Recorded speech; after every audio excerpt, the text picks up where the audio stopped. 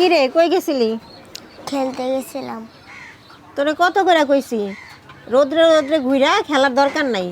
তোর আব্বু যদি দেখে তোর এই অবস্থা কি কইব? মা, ও মা, আজকে গরু গোস্ত রান্না করবো, আমি গরু গোস্ত খাবো।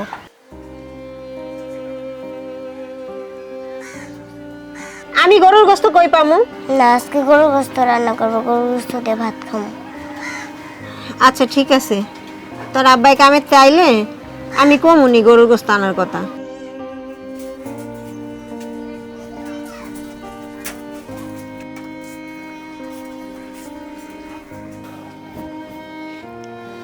নাজিয়ার মা, নাজিয়ার মা, তুমি আইছো? বইছো না, এক গ্লাস পানি দাও, গলাটা হুগায় কাঠ হয়ে গেছে।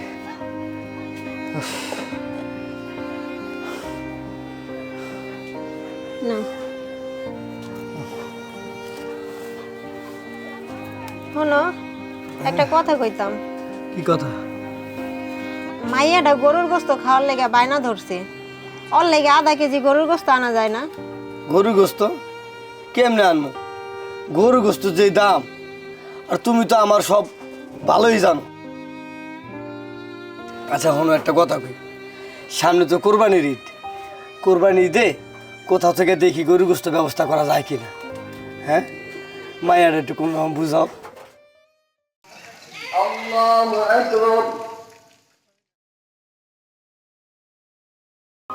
এই না মা, বিশেষ কি কও?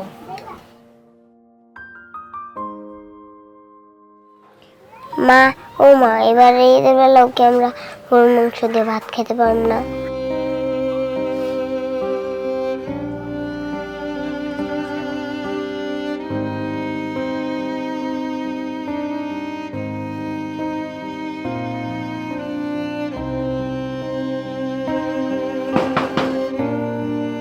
আসসালামু আলাইকুম, বাড়িতে কেউ আছেন?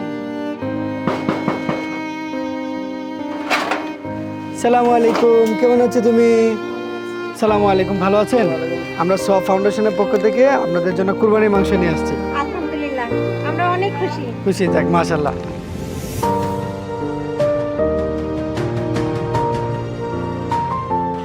মা, আজকে আমি গরুর গোস্ত খাবো।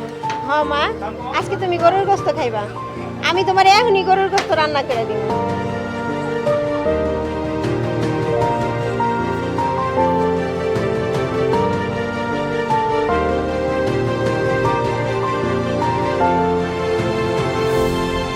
আজকে আমার মা গরুর গোস্ত দিয়ে ভাত খাইবো না মা?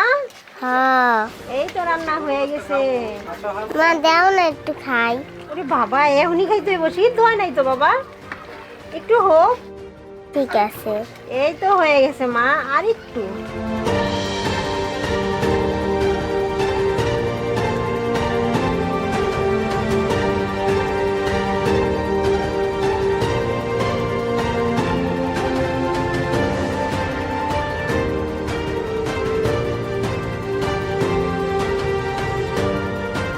এমন হাজারো পরিবারের মুখে হাসি ফোটাতে আপনিও এগিয়ে আসুন ত্যাগের মহিমায় সোয়া ফাউন্ডেশনের সাথে। বিস্তারিত জানতে ভিজিট করুন www.soafoundation.org.bd।